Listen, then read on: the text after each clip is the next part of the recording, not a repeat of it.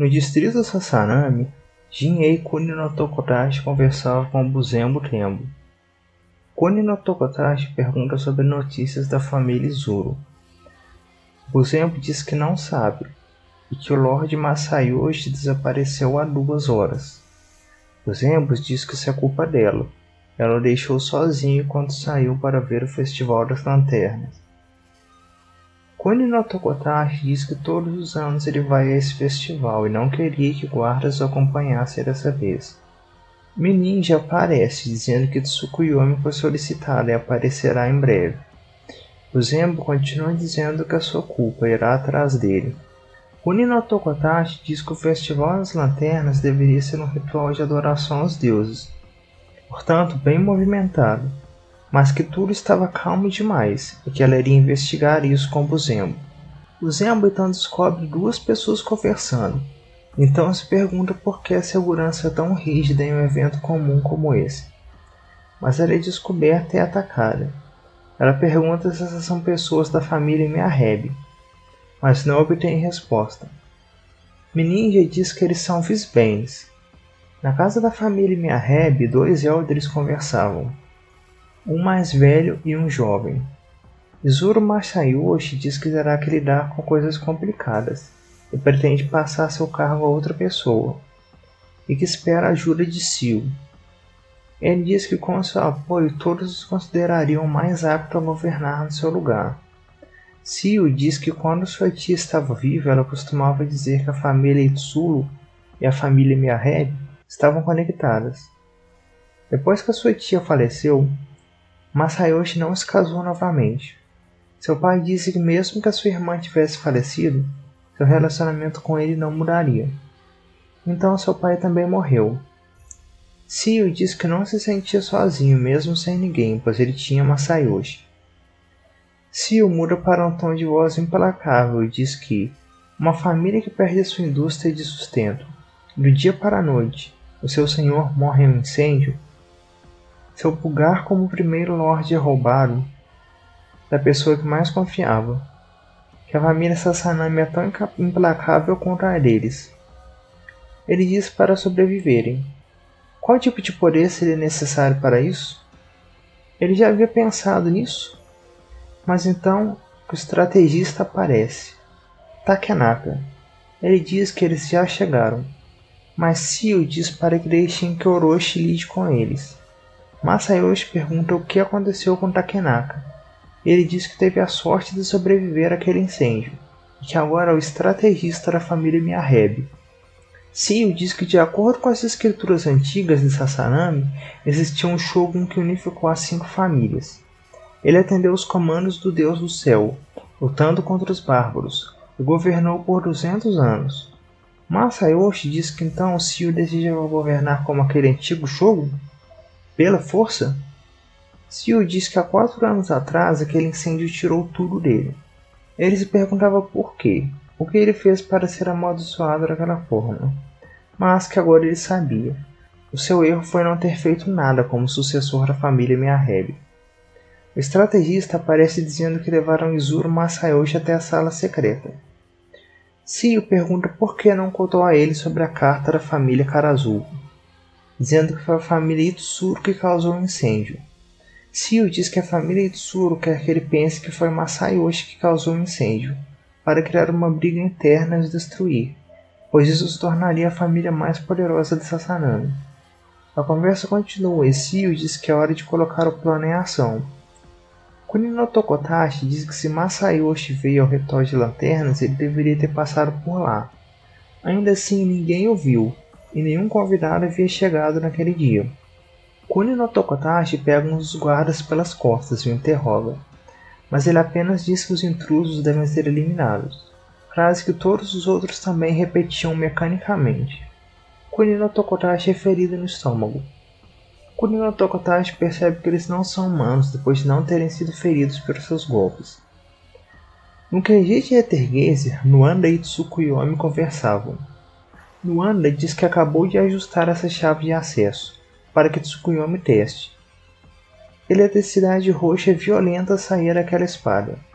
Nuanda fica satisfeito e diz que deu muito trabalho, e que é uma chave de acesso muito poderosa, para que Tsukuyomi tenha cautela antes de usar todo o seu poder. Tsukuyomi pergunta a Nuanda se ele havia dormido noite passada, pois parecia estar com muito sono. Ele diz que tem muito trabalho a fazer, e pergunta por que havia toda essa movimentação no QG. Tsukuyomi diz que alguém foi ferido em missão. Era Balor. Foi ferido por energia Bane, que ainda não se recuperou.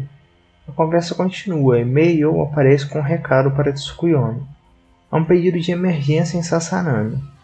Mimir explica toda a situação sobre a missão de Tsukuyomi e Buzembo de encontrar o Lorde desaparecido. Tsukuyomi diz que vai na frente e não esperará por reforços. Em Sasanami, 3 pessoas se encontravam em um lugar misterioso. Seo, Lorde Masayoshi e uma mulher de cabelos brancos com cobras mecânicas nas costas. Seu nome era Orochi. Orochi diz que o cheiro dele é terrível. Seo diz que achava que Orochi não gostava do cheiro de humano nenhum. Ela diz que é verdade. No entanto, havia algo diferente nele, algo familiar, mas que ela não conseguia se recordar. Orochi diz que Seo deveria também ser modificado. Ele diz que não é contra o poder, mas no entanto é arriscado. De 50 pessoas modificadas, apenas 10 tiveram sucesso. E dentre desses 10, apenas 2 são conscientes. Ele não pode arriscar se tornar uma aberração sem cérebro. Izuru Masayoshi pergunta o que exatamente eles estão planejando. Seo diz para que Masayoshi volte e anuncie que está doente, passando a posição de Lorde para ele, que assim ele poupará sua vida por causa da relação que havia entre eles. Masayoshi diz que mesmo que ele faça isso, as outras famílias não concordarão. Seo diz que eles não têm o direito de se opor a isso, e que Orochi e ele têm tudo pronto. Masayoshi se surpreende, dizendo que Orochi, esse nome, Orochi se surpreende pelo fato de que seu nome não foi esquecido ao longo dos anos, e diz que sua existência é absoluta. Os humanos a fizeram ser como um deus. Seo havia summonado Orochi. Seo diz que após a queda da família Miaheb, eles não teriam outra escolha a não ser confiar em um deus.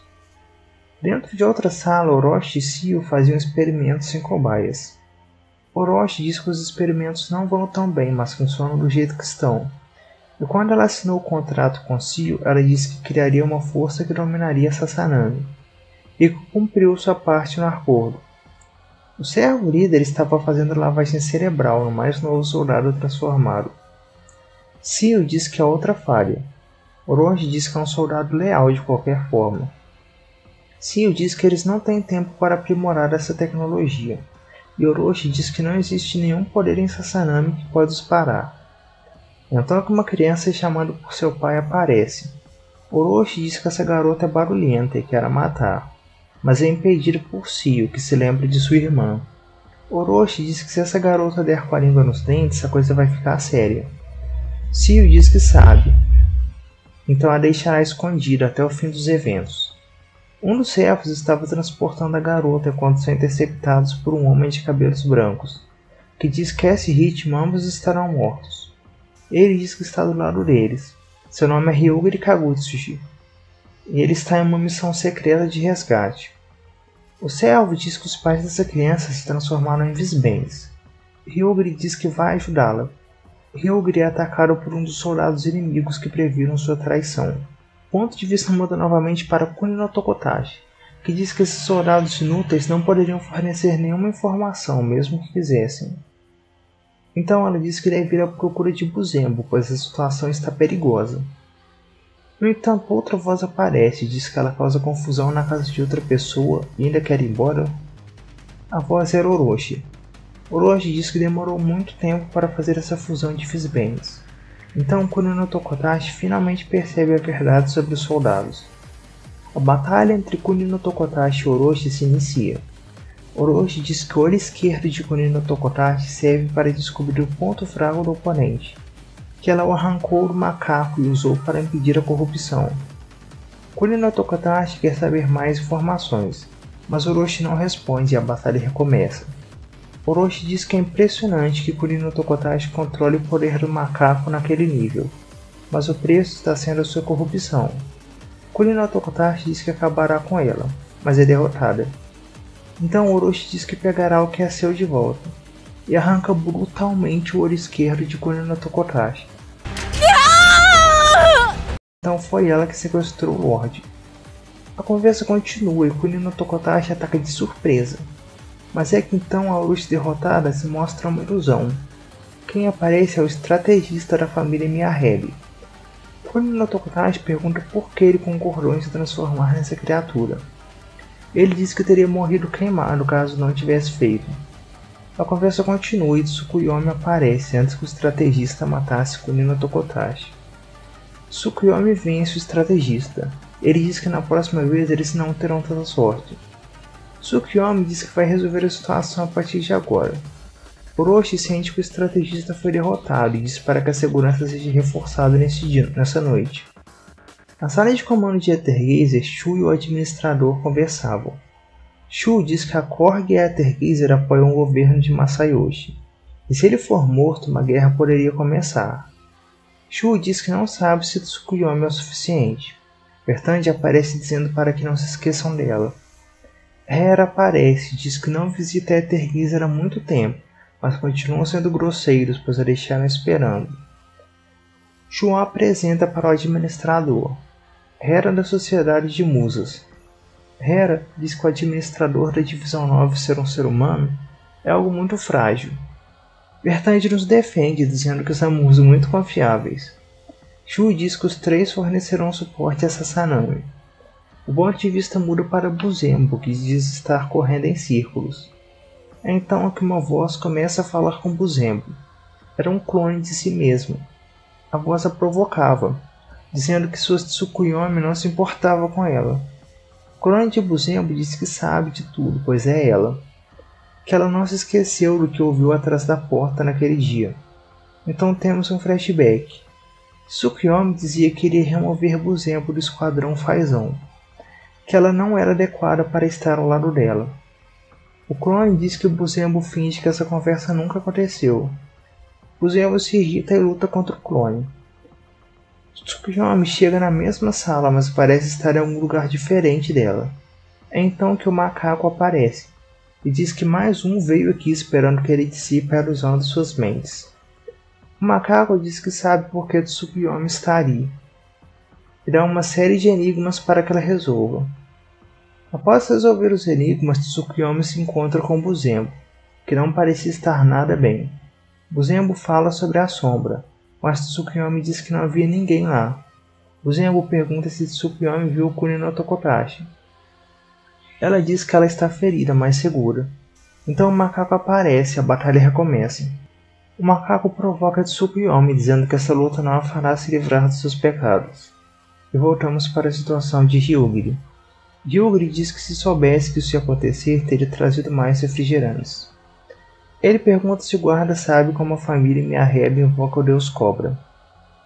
O guarda diz que cerimônias frequentes começaram desde 1 ano atrás. Eles iam à noite e só voltavam pela manhã. Ele tentou investigar, mas sempre haviam muitos guardas. A garota que os acompanhava diz que sabia de algo. Sua irmã mais velha sempre cantava uma música para ela. Quando ela começa a cantar para eles, algo começa a ficar estranho e ela parece desmaiar. Visbane aparecem e o confronto se inicia. Hyugiri diz que são muitos e a esse ritmo eles não vão aguentar. Hyugiri percebe que a garota parece estar sob efeito de controle mental e sabe que é a música. Mas então que o chão começa a tremer e um Visbane fundido gigantesco aparece. O general dos Visbane se comunica com a garota possuída. Eles vão para algum lugar e Hyugiri e o guarda o seguem. Bertandi e Hera também chegam ao distrito de Sasanami. Hera diz que por mais que eles estejam em um acordo, ela não é obrigada a os ajudar. Ela apenas foi lá para fazer um convite, como Shu implorou e abaixou a cabeça, ela os ajudou. O administrador pergunta a Bertandi se todos da Sociedade de Musas são assim. Bertandi diz que também não sabe, pois é a primeira vez que a vê. Hera diz que todos eles estão ficando tão nervosos por tão poucos Visbanes e que ela pode derrotar todos facilmente. Mimir diz que esses não são Visbanes comuns. Alguém combinou tecnologia com formas de vidas orgânicas. Durante essa conversa, o general dos Visbens aparece e ataca o grupo, confirmando as suspeitas da fusão. O general é derrotado e antes que ele pudesse ser morto, Miareb e Aya entra na frente. Mimir diz que a mente de dentro do corpo da garota não pertence a ela. Hera diz que é uma situação perigosa, mas a garota ignora e os dois vão embora. A Sombra pergunta se ele e Hyuga deveriam seguir eles, mas Hyuga diz que ele é mais forte que eles e seria arriscado. A Sombra pergunta o que exatamente é a missão deles e essa parte termina. É um flashback de um passado distante. A família Miareb se reunia uma manhã de um sol brilhante. Seo já havia perdido 176 vezes para Takenaka em uma partida de shogi. Aya tira sarro de seu irmão, dizendo que é divertido ver perder. Miareb e Aya então saem para sua aula de música. Aya diz que nem gosta dessa música, mas Aoi diz que a Balada da Cobra de Deus é uma música de divindades da montanha Miareb e que ela deve aprender essa música. Centenas de anos atrás, os ancestrais de Aya seguiram o Filho do Céu e reprimiram as divindades da montanha. Aya diz que sabe disso, mas quer aprender outras músicas. Aya diz que quer ser como Aoi, uma cantora famosa, e que ela gosta do seu irmão. Ela cora, então Aya diz que a suspeita está confirmada. Ela quer se casar com seu irmão. Em uma outra noite, Seo falava sobre a antiga história de Sazanami. Ele diz que antigamente um homem chamado Grande Shogun servia ao Deus do Céu e trouxe paz. Seo diz que mesmo que a raiva do Deus tenha sido reprimida, ainda existia a possibilidade do desastre acontecer novamente. E que é o dever das 5 famílias trazerem paz ao povo. Takenaka diz que é impressionante que Seo pense nessas coisas mesmo em idade tão jovem. Seo diz que a família Miareb irá assumir como família principal o ano que vem, e que seu pai diz que ele poderia ajudar a governar. E o flashback acaba. Eu vou encerrar por aqui. O distrito de Sazanami ficou muito grande, então eu decidi repartir em 2 partes.